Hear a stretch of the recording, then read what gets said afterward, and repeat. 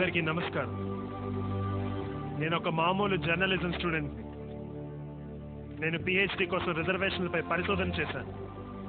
ఈ పరిశోధనలో అబ్బాయి నాయుడు లాంటి స్వార్థపరులు రిజర్వేషన్లు తప్పుడు మార్గంలో వాడుకుంటూ ఎమ్మెల్యేలుగా, ఎంపీలుగా, చట్టసభల్లో మంత్రులుగా ఎలా అడుగు పెడుతున్నారో బయట తీయగలిగాను. వర్ణ వ్యవస్థ ఈ సమాజాన్ని ఎంత నాశనం చేసిందో తెలుసుకోగలిగాను. అంటరాని వాడు, అగ్రకులం వాడు అంటూ అంతరాలు ఎలా పెరిగిపోయో దగ్గరగా చూడగలిగాను. రిజర్వేషన్లు వాడుకొని ఎంతో మంది బాగుపడ్డారు. ఇంకా ఈ రిజర్వేషన్లు కొనసాగించడం అవసరం అంటారా? అవసరమే. కొన్ని వేల సంవత్సరాలుగా సమాజం చేత వెలువేయబడి అన్ని రకాలుగా వెనకబడిన వర్గాలకు సామాజికంగా, ఆర్థికంగా ఒక స్థానం కల్పించాలని రిజర్వేషన్స్ పెట్టారు. కానీ ఇప్పటికీ ఆ సామాజిక పరిస్థితులు అలాగే ఉన్నాయి. వాళ్ళపై దాడులు, దౌర్జన్యాలు, అత్యాచారాలు కొనసాగుతూనే ఉన్నాయి. అందుకే ఈ పరిస్థితులు మారేంత వరకు రిజర్వేషన్స్ కొనసాగించాల్సిందే. అయినా రిజర్వేషన్ అనేది యాక్సిడెంట్ జరిగితే హాస్పిటల్కి వెళ్లే లోపు చనిపోకుండా చేసే ఫస్ట్ ఎయిడ్ లాంటిది మాత్రమే. అసలు ఆపరేషన్ ఇంకా మిగిలే ఉంది. దేశంలో సంపద వనరులన్నీ అగ్రవర్ణాల చేతుల్లోనే ఉండి కింద కులాలకు కేవలం నడవడానికి ఊతకర్రలు ఇచ్చినంత మాత్రాన్ని దేశం బాగుపడదు. దేశంలో విద్య, సంపద, వనరులు, అధికారం అందరికీ సమానంగా దక్కినప్పుడు మాత్రమే సమాజం ఏర్పడుతుంది. ఆర్థిక సమానత్వం రాకుండా ఏ దేశం కూడా బాగుపడదు. ఈ రిజర్వేషన్ల వల్ల మాకు ఇబ్బందిగా ఉందని కొన్ని సామాజిక వర్గాలు అంటున్నాయి. వాళ్ళు అన్నట్లుగా ఈ రిజర్వేషన్లు తీసేయొచ్చు కదా? తీసేయొచ్చు. ఒక్క 10 ఏళ్ళు నిజాయితీగా రిజర్వేషన్స్ అమలు చేయమనండి. ఈ 10 ఏళ్లలో గల్లీలో ఉండే చిన్న చిన్న ఆఫీసుల దగ్గర నుంచి ఢిల్లీలో ఉండే పార్లమెంట్ వరకు గుళ్ళు, బళ్ళు, పబ్లిక్, ప్రైవేట్ సెక్టర్ అన్నింటిలోనే రిజర్వేషన్స్ అమలు చేయమనండి. 10 ఏళ్ల తర్వాత రిజర్వేషన్స్ అవసరమే ఉండదు. కానీ వీళ్ళు అలా చేయరు. అలా చేస్తే పీడిత కులాలు బలపడి పాలకులు అవుతారని వాళ్ళ భయం. సార్, అధికారం అనేది ఎవరైనా తీసుకొచ్చి చేతుల్లో పెడతారా? మెజారిటీ ప్రజలు వీళ్ళే అయినప్పుడు అందరూ ఏకమయ్యి అధికారంలోకి రావచ్చు కదండి. నిజమే. ప్రతి నియోజకవర్గంలోని బీసీ, ఎస్సీ, ఎస్టీ, మైనారిటీల మెజారిటీ. నిజానికి వీళ్ళందరూ కలిస్తే వాళ్ళు గాలికి కొట్టుకుపోతారు. అందుకే వీళ్ళు కలవనివ్వకుండా ఎప్పటికప్పుడు వీళ్ళ మధ్య చిచ్చు పెడుతూనే ఉన్నారు. వాళ్ళ నిస్సాయతను ఆసరాగా తీసుకుని డబ్బు, దౌర్జన్యంతో ఒక బీసీ పైకి మరో బీసీని, ఒక ఎస్సీ పైకి మరో ఎస్సీని ఎగదోసి వాళ్ళే కొట్టి చర్చలా చేస్తున్నారు. అలా మెజారిటీలో ఉన్న కులాల ఓట్లను చీల్చి కేవలం 15% ఉన్న ఆధిపత్య కులాల అధికారంలోకి వస్తున్నాయి. వంశ పారంపర్య ఆస్తి హక్కు, కులమే మన దేశానికి పట్టిన రోగాలు. ఆస్తి హక్కు పోకుండా సమానత్వం రాదు.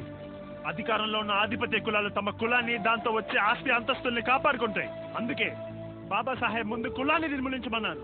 ఈ దేశంలో కొన్ని వేల సంవత్సరాలుగా స్త్రీలకు కనీస హక్కుల్ని నిరాకరించారు. అలాంటి స్త్రీలకు పురుషులతో సమానంగా ఓటు హక్కు, విద్య హక్కు కల్పించారు అంబేద్కర్. అందుకే ఈ రోజు మహిళలు పురుషులతో సమానంగా అన్ని రంగాల్లోనూ పోటీ పడగలుగుతున్నారు.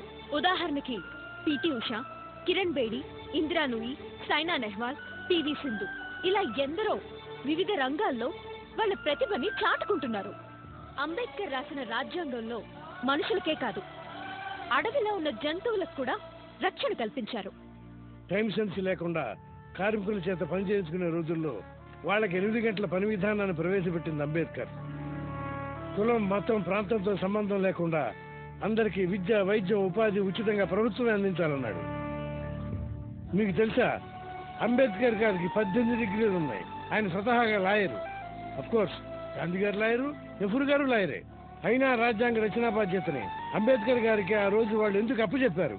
మీరే ఆలోచించండి. అంబేద్కర్ కల్పించిన రిజర్వేషన్లు వెనుకబడిన వర్గాలకు ఉపయోగపడ్డాయి. కానీ అగ్రవర్ణాల్లో ఉన్న పేదల సంగతి ఏంటి? డియర్ ఫ్రెండ్, ఈ ప్రశ్నకి నేను సమాధానం చెప్తాను. రిజర్వేషన్ అనేది పేదరికాన్ని నిర్మూలించే పథకం కాదు. రిచ్ని పూర్గా, పూర్ని రిచ్గా మార్చే చట్టం అంతకంటే కాదు. రిజర్వేషన్కి ఆర్థిక కోణంతో పాటు సామాజిక కోణం కూడా ఉంది. రిజర్వేషన్ అనేది కుల నిర్మూలన కోసం.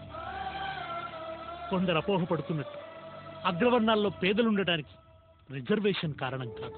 అగ్రవర్ణాల్లో ప్రతిభావంతులుంటే వాళ్ళకు అవకాశాలు కల్పించాల్సిన బాధ్యత ప్రభుత్వాన్ని. పేదరికం ఏ రూపంలో ఉన్నా దాన్ని రూపుమాపాలని అంబేద్కర్ రాజ్యాంగంలో స్పష్టంగా చెప్పారు. కానీ ఆ బాధ్యత నుంచి ప్రభుత్వాలు చాలా తెలివిగా తప్పించుకుంటున్నాయి. మీరు నిందించాల్సింది స్వాతంత్రం వచ్చి ఇన్ని సంవత్సరాలైనా పేదరికాన్ని రూపుమాపలేకపోతున్న ప్రభుత్వాలని, రిజర్వేషన్లని కాదు. అంబేద్కర్ కొన్ని వర్గాలను దృష్టిలో పెట్టుకుని రాజ్యాంగాన్ని రాయడం ఎంతవరకు కరెక్ట్ అంటారు?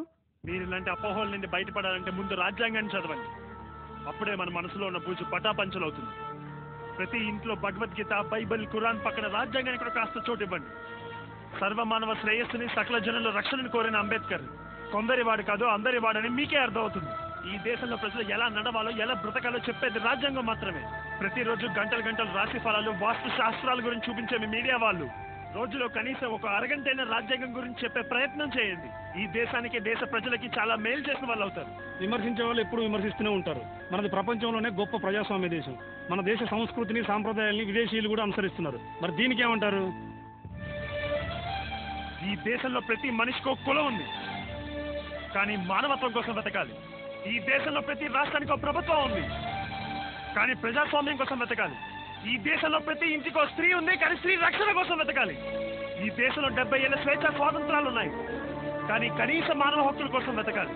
అందుకే అంబేద్కర్ చెప్పాడు, ఓ నా భారతదేశ ప్రజలారా, కులం పునాదుల మీద ఒక జాతిని కానీ నీతిని కానీ నిర్మించలేరని. అందుకే మళ్ళీ చెప్తున్నాను, రాజ్యాంగాన్ని చదవండి. రాజ్యాంగం శరణం గచ్చామి, రాజ్యాంగం శరణం గచ్చామి, రాజ్యాంగం